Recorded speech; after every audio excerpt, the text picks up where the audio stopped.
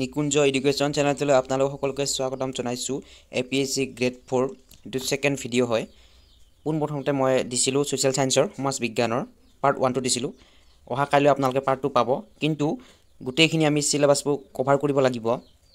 সেইকাৰণে আমি এদিন ছ'চিয়েল সায়েন্স, এদিন সায়েন্স, এদিন ষ্টেটিক জিকে, এদিন কাৰেণ্ট এফেয়াৰ, এদিন মেথছ, এদিন ৰিজনিং, এদিন আমি ইংৰাজী তেনেকুৱা পঢ়িব যাব লাগিব। তেতিয়াহে আমাৰ সিলেবাসটো কমপ্লিট হ'ব। আৰু যিসকলে সিলেবাসটো চাব বিচাৰে তেওঁলোকক কৈছোঁ আপোনালোকে ভিডিঅ'টি শেষলৈকে চাব, তেতিয়াহে সিলেবাসটো পাব। মই ভিডিঅ'টি শেষৰ ফালে সিলেবাসটো লগাই দিম আৰু সিলেবাসটোৰ বিষয়ে আপোনালোকক জনাই দিম। ঠিক আছে, যিসকলে সিলেবাসটোৰ বিষয়ে একেবাৰে নাজানে তেওঁলোকৰ বাবে ভাল যে মই ভিডিঅ'টি শেষৰ ফালে সিলেবাসটো লগাই দিম আৰু মই টেলিগ্ৰাম চেনেলত সিলেবাসটো সেন্ড কৰি দিম। আপোনালোকে টেলিগ্ৰামৰ পৰা চাই ল'ব পাৰিব। ঠিক আছে, APSC গ্ৰেড 4 সায়েন্সটোৰ 10 মাৰ্ক আছে। এইটো স্পেচিয়েল সায়েন্স হ'ব। ইয়াত অন্য কুৱেশ্যন নাথাকে, ডাইৰেক্ট সায়েন্সৰ পৰা আহিব। আৰু ইয়াত ষ্টেণ্ডাৰ্ড থাকিব ক্লাছ 6ৰ পৰা 8লৈকে। ক্লাছ ষ্টেণ্ডাৰ্ড NCERT SCERT দুটা হ'ব পাৰে। গোটেইখিনি মই মিলাই পিনে কুৱেশ্যন লৈ আহিছোঁ। অলমষ্ট 50+ কুৱেশ্যন লৈ আহিছোঁ। ইয়াত গোটেইখিনি কভাৰ হ'ব আপোনালোকৰ SCERT NCERT দুয়োটা কভাৰ হ'ব। আৰু এইটো ভিডিঅ' চালেই হৈ যাব আপোনালোকৰ মেক্সিমাম আপোনালোকৰ 90+ হৈ যাব। ঠিক আছে, 90+ আপোনালোকৰ হৈ যাব গোটেইখিনি। মাত্ৰ 10টা কুৱেশ্যন আহিব, আপোনালোকৰ এটা কুৱেশ্যনত 1 মাৰ্ককৈ থাকিব। ঠিক আছে, প্ৰথম কুৱেশ্যনটো লৈ আহিছোঁ, জীৱাশ্ম ইন্ধন কি কি? ইয়াত মই MCQ লৈ অহা নাই, নেক্সট সায়েন্সৰ পাৰ্ট লৈ আহিম, তেতিয়া মই MCQ সৈতে আপোনালোকক দি দিম। জীৱাশ্ম ইন্ধন কয়লা আৰু পেট্ৰলিয়াম। জীৱাশ্ম ইন্ধন কি শিলত পোৱা যায়? জীৱাশ্ম ইন্ধন গেদীয় শিলত পোৱা যায়। এইকেইটা মষ্ট ইম্পৰ্টেণ্ট হয়। সায়েন্সৰ গোটেইখিনি মই লৈ আহিছোঁ। গড় হিচাপে পৃথিৱীৰ খোলাটো ডাঠ কিমান? গড় হিচাপে পৃথিৱীৰ খোলাটো 35 কিলোমিটাৰ ডাঠ। 4 নম্বৰ কুৱেশ্যনটো হৈছে, তাম ধাতু থকা মৌল দুটাৰ নাম কি? ব্ৰঞ্জ, ইংৰাজীত ব্ৰঞ্জ বুলি কয়, কপাৰ আৰু টিন। নেক্সট আছে, মানুহে আৱিষ্কাৰ কৰা প্ৰথম ধাতুটো কি? মানুহে আৱিষ্কাৰ কৰা প্ৰথম ধাতুটো হৈছে কপাৰ। কিছুমান নইজ আহিছে, আপোনালোকে সেইবোৰ ইগনৰ কৰিব। ঠিক আছে, আপোনালোকে যিখিনি নেকি মই কৈ আছোঁ সেইখিনিহে শুনিব। কিছুমান নইজ আহি আছে দেই। মানুহে আৱিষ্কাৰ কৰা প্ৰথম ধাতুটো কি? কপাৰ। ঠিক আছে, এইবিলাক মষ্ট ইম্পৰ্টেণ্ট কুৱেশ্যন হয়। লু আহৰণ কৰা আকাৰটো কি? হেমেটাইট। ঠিক আছে, শুদ্ধ উত্তৰটো হেমেটাইট। কয়লা খনিত থকা গেছটোৰ নাম কি? শুদ্ধ উত্তৰটো হৈছে অপশ্যন। ইয়াত অপশ্যন বুলি কৈ পাইছোঁ, গোটেইখিনি মই MCQ ক্লাছ লৈ আহিছোঁ, সেই গতিকে মই ইয়াত অপশ্যনৰ এইটো মিষ্টেক হৈছে বাৰু। নেক্সট ভিডিঅ'ত মই অপশ্যন লৈ আহিম, গোটেইখিনি MCQ থাকিব। ঠিক আছে, মিথেন, কয়লা খনিত থকা গেছটোৰ নাম হ'ল মিথেন। বায়ু গেছত থকা গেছটোৰ নাম কি? মিথেন। ঠিক আছে, বায়ুত যিটো নেকি গেছ আছে সেইটো মিথেনে। আটাইতকৈ কঠিন পদাৰ্থ কি? আটাইতকৈ কঠিন পদাৰ্থ হৈছে হীৰা। ঠিক আছে, হীৰাটো আটাইতকৈ কঠিন পদাৰ্থৰ ক্ষেত্ৰত। কাঁচ কিহেৰে কাটিব পাৰি? কাঁচ হীৰাৰে কাটিব পাৰি।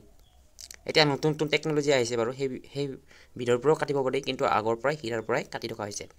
হীৰাৰ প্ৰতিহাৰণাংক কিমান? এইটো মষ্ট ইম্পৰ্টেণ্ট হয়, 2.4। ঠিক আছে, 2.4।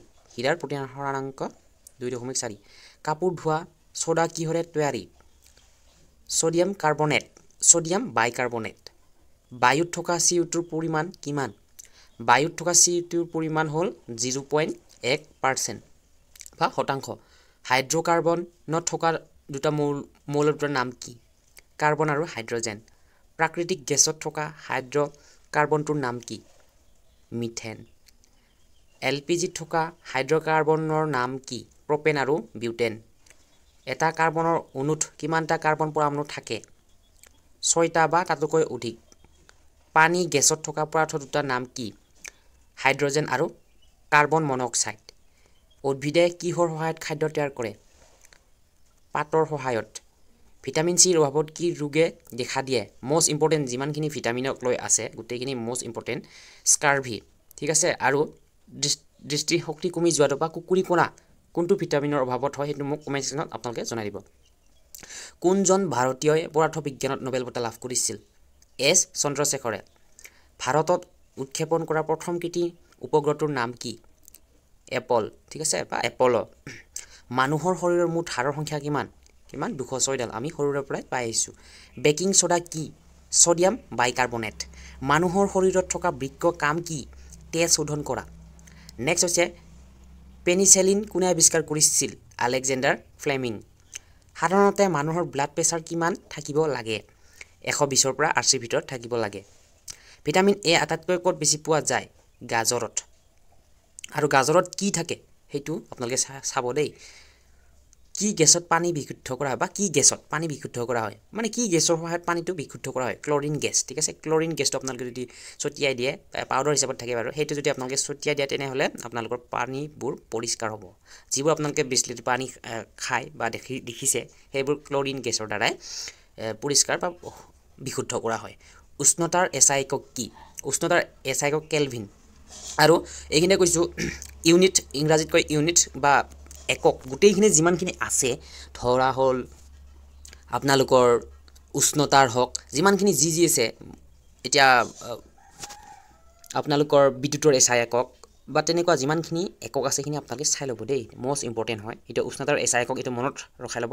কেলভিন বা দূৰত্বৰ এসআই একক কি এনেকা আছে আৰু সময়ৰ এসআই একক কি এটো আছে টাইম ঠিক আছে কোনবিধ উদ্ভিদৰ পৰা মেলেৰিয়া জ্বৰৰ ঔষধ আহৰণ কৰা হয় হিনকুনা উদ্ভিদৰ বাবে আটাইতকৈ লাগতিয়াল মৌলটোৰ নাম কি নাইট্ৰজেন শুকান বৰফ কি গোটা কাৰ্বন ডাই অক্সাইড শুকান বৰফ মানে যিবোৰ আপোনালোকে বা দাড়ি কাটে বা দাড়ি কাটিলে আপোনালোকক যি লগাই দিয়ে হেতু বৰফৰ কথা কোৱা হৈছে শুকান বৰফ ঠিক আছে গোটা কাৰ্বন ডাই অক্সাইড আপোনালোকে যদি সেই কাৰ্বন ডাই অক্সাইডৰ বস্তুটো কিবাকে খাই পায় বা কিবা তেনেকুৱা ধৰণৰ যদি আপোনালোকে মুখত লগাই তেনে আপোনালোকৰ বেমাৰ হয় ঠিক আছে বা কিছুমান অত্যাধিক যদি তেনেকুৱা হয় মৃত্যু মুখত পৰে ঠিক আছে এটোটা বিষাক্তই হয় প্ৰায় আপোনালোকে যদি ইতিয়ালে সেই গোটা কাৰ্বন ডাই অক্সাইড অৰ্থাৎ শুকান বৰফটো যদি আপোনালোকে ইতিয়ালে সুই চোৱা নাই তেনে আপোনালোকে সুই চাব যদি এখন সেলেনত যায় তেনে হলে আপোনালোকে সুই চাব ঠিক আছে এটো আপোনালোকে যেতিয়া বস্তুটো ফিজিক্যালি পাব তেতিয়া মনত ৰৈ যায় শুকান বৰফ এইটো কয় এনেকুৱা আৰু বা গোটা কাৰ্বন ডাই অক্সাইড ইয়াত আছে তেনেকে যদি আপোনালোকে বস্তুবিলাক চাই তেনেহলে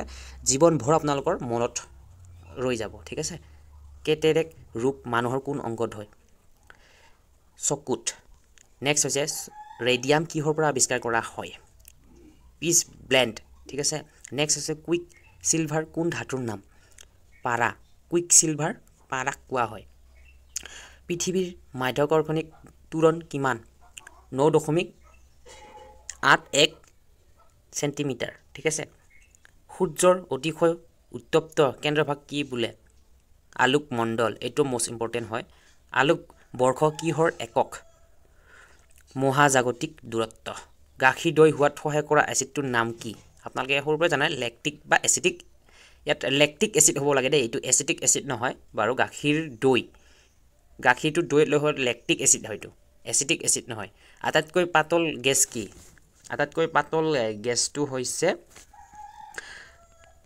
হাইড্ৰোজেন হাইড্ৰোজেন কিয় পাতল এটো আপোনালোকক মই এটা উদাহৰণ দি দিছো মানে পাতল কেনেকৈ হয় আমি এটো তৎক্ষণাত আমি নাজানো পাতল গেছ আমি গেছৰ কিছুমান গেছ কোনটো গুঠি কোনটো পাতল আমি তো কবই নোৱাৰিম এটো কথা ঠিক আছে হাইড্ৰোজেনটো এটা উদাহৰণ আছে আপোনালোকে জানে বেলুন হাইড্ৰোজেন বেলুন যিটো কি গেছ ভৰাই দিয়ে হেতু বেলুন আকাশলৈ উৰি যায় কিয় কাৰণ পাতল হয় সেইভাবে উৰিব পাৰে ঠিক আছে বা উৰিবলৈ বস্তুটো মানে যেনেকৈ তুলা এটুকুৰ আকাশত দিলে বা এনেকৈ ওৱাত ইৰি দিলে হাতৰ পৰা তেতিয়ালে উৰি যায় ঠিক তেনেহলে তাতো কিয় পাতল তুলা কিয় পাতল হাইড্ৰোজেন গেছটো সেইদিকে বেলুনটো আকাশলৈ উৰি যায় ঠিক আছে এৰি দিলে মানে মানুহৰ পিটুইটাৰী গ্ল্যান্ড ক'ত থাকে মগজুত এটো মোস্ট ইম্পৰ্টেন্ট হয় ইয়াৰে কোনোবা টু আপোনালোকৰ চিনাকি লাগিব কিন্তু বেছিখিনি অচিনাকি যেন লাগিব কিন্তু আপোনালোকে এইখিনি যদি গুটেই চোৱা তেনে হলে আপোনালোকৰ মই কৈছো 90+ আপোনালোকৰ হৈ যাব কভাৰ মাত্ৰ আপোনালোকে যিখিনি ইউনিট একক আছে সেইখিনি চাব লাগিব যিমানখিনি এসআই আছে সেইখিনি আপোনালোকে চাব লাগিব দেই এইখিনি মোস্ট ইম্পৰ্টেন্ট হ'ব আৰু কিছুমান ইনভেনশন অৰ্থাৎ ডিসকভাৰ কিছুমান কৰা আছে সেইবিলাক আপোনালোকে চাব হা বিজ্ঞানীজনৰ নাম আৰু চনটো চাব হেতু আৰু সেই যন্ত্ৰটোৰ নাম কি ঠিক আছে অনুবীক্ষণ যন্ত্ৰ কোনে আৱিষ্কাৰ কৰিছিল ঠিক আছে আৰু আপোনালোকে এটা চাব আপোনালোকে ক্লাস 6 বা 7 মানত পায় প্ৰায় কুক কোনে আৱিষ্কাৰ কৰিছিল কোন প্ৰথমে ঠিক আছে কুক মই কৈ দিছো ৰবাৰ্ট হকে আৱিষ্কাৰ কৰিছিল 1665 1665 চনত ৰবাৰ্ট হকে মৰা কুক এটা আৱিষ্কাৰ কৰিছিল কৰ্কট ঠিক আছে কৰ্কট আৱিষ্কাৰ কৰা মানে কি তেও পৰ্যবেক্ষণ কৰিছিল পোন প্ৰথমবাৰৰ বাবে মৃত কুক ঠিক আছে 1665 আৰু নেক্সট হৈছে জীৱিত আপোনালোকৰ ইটো এটা মন আপোনালোকৰ প্ৰশ্ন জাগিব যে জীৱিত কুকটো পিছে তেনে হলে কোনে আৱিষ্কাৰ কৰিছিল লিউয়েন হকে জীৱিত কুক আৱিষ্কাৰ কৰিছিল 16 হে বৰ্ষতে বাৰু 16 হে বৰ্ষত কুলি ফল হ'ব হে হুটিকাতে 1674 ঠিক আছে 1674 ত লেভেনহকে আৱিষ্কাৰ কৰিছিল তেওঁ মই এটা নিৰ্দিষ্টকৈ সেই মহান দুজন ব্যক্তিৰ কাৰণে মই এটা ভিডিঅ' লৈ আহিম ৰবাৰ্টক আৰু লেভেনহক ঠিক আছে গোটেইখিনি মই তেওঁ মহান ব্যক্তি দুজনৰ বিষয়ে লৈ আনিম তেওঁলোকে কি আৱিষ্কাৰ কৰিছিল আৰু কেনেকৈ RBC বহুত ধৰণৰ তেওঁলোকে আৱিষ্কাৰ কৰিছিল ঠিক আছে সেইখিনি মই আপোনালোকক নেক্সট ভিডিঅ'ত জনাই দিম মানে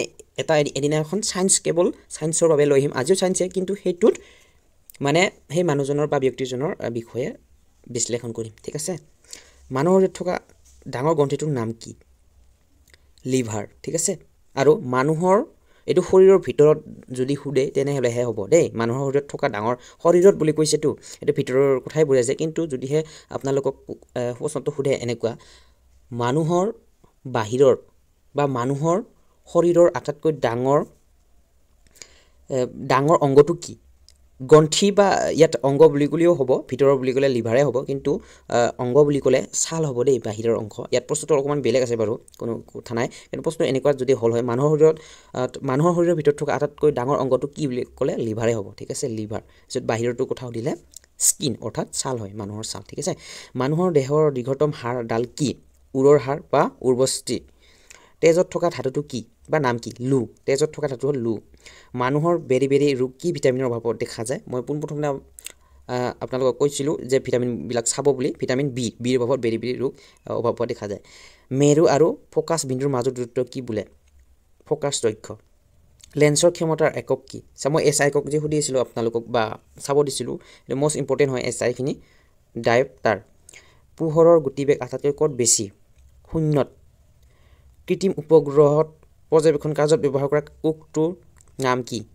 সৌৰ কোষ চকুৰ কোনটো অংগ সিনেমাৰ কেমেৰাৰ লগত তুলনা কৰা হয় ৰেটিনা ঠিক আছে চকুৰ কোনটো অংগ সিনেমাৰ কেমেৰাৰ মানে কেমেৰাবোৰত যেনেকুৱা ধৰণৰ এটা আপোনালোকে নীলা দেখিব নীলা আৰু হোৱাইট কালাৰৰ হেইটো তেনেকুৱা ধৰণে আমাৰ চকুটো আছে ঠিক আছে ৰেটিনা ঠিক আছে এইখিনি লৈছো 51 ঠিক আছে 50 প্লাস বুলি কৈছিল 51 টা আহিছে বাৰু ইয়াত আৰু নেক্সট ভিডিও এটা লৈ আহিম কিন্তু এইটো আপোনালোকৰ গুটেখিনি কভাৰ হৈছে বুলি মই ভাবো কিন্তু এসআই আৰু আপোনালোকে ডিসকভাৰ খিনি চাব লাগিব এইখিনি চালে আপোনালোকৰ হৈ যাব গুটেখিনি APSC গ্ৰেড 4 বাবে হৈ যাব ঠিক আছে আপোনালোকে কোনো ধৰণৰ চিন্তা নকৰিব মোৰ তাতে গ্ৰামাৰ ইংলিছৰ গ্ৰামাৰ পঢ়িব পাৰিব আৰু লগতে ৰিজনিং মেথছৰ দি দিম দুই এটা যেটো ইম্পৰ্টেন্ট হয় আৰু গুটেখিনি আপোনালোকে জিকে জিএস পাব আপোনালোকে গুটেখিনি সোশ্যাল সায়েন্সৰ লগতে আপোনালোকে সায়েন্স আৰু সোশ্যাল সায়েন্স বেলেগ কৈ দিয়া আছে হেবে আপোনালোকে চাব লাগিব গভীৰভাৱে চাব লাগিব কিন্তু ইমানো টাফ নহয় কিন্তু যেটো নেকি ইজি কোৱেশ্চন আছে সেইখিনি চাব লাগিব কিন্তু দেই সিলেবাসটো ইয়াতে আনিছো অকমান ব্লাৰ নিচিনা হৈ গৈছে আপোনালোকে এইটো অফিচিয়ালি PDF হয় কিন্তু ক্লিয়াৰ কৰি চাব বিচাৰিছে তেনেহলে মোৰ টেলিগ্ৰাম চেনেলত পাব ডেসক্ৰিপচনত লিংকটো দিয়া আছে আপোনালোকে জয়েন হৈ ডাউনলোড কৰি ল'ব পাৰিব ইয়াতে দিয়া আছে আৰ্থমেটিক 20 মাৰ্কস জিকে Assam Pacific 20 marks reasoning 20 marks social science 20 marks science 10 marks elementary English 10 marks ঠিক আছে স্ট্যান্ডাৰ্ড থাকিব ক্লাস 6 to 7 to 8 ঠিক আছে ডিউৰেচন থাকিব 2 আৱাৰ্স মাৰ্ক থাকিব 100 ঠিক আছে ইয়াত আৰু ভাইভা হ'ব এটা বছৰ 5 জনকৈ ভাইভা টেবুল মাতিব হেতু পিছৰ কথা কিন্তু আগতে আপোনালোকে যেটো নেকি ৰিটেন টেষ্ট কমপ্লিট বা আপোনালোকে সিলেকশন হ'ব লাগিব বা উত্তীৰ্ণ হ'ব লাগিব ভিডিও ভাল লাইক কমেন্ট সাগুলে একেবাৰে নাপাহৰিব আৰু যদিহে কিছুমান নইজ আহিছে হেবোৰ ইগনোৰ কৰিব ধন্যবাদ আৰু ভিডিও শেয়াৰ কৰিবলৈ একেবাৰে নাপাহৰিব আৰু যদি মোৰ চেনেলটো আপোনালোকে প্ৰথম পাই আছে তেনে সাবস্ক্ৰাইব কৰিবলৈ একেবাৰে নাপাহৰিব ধন্যবাদ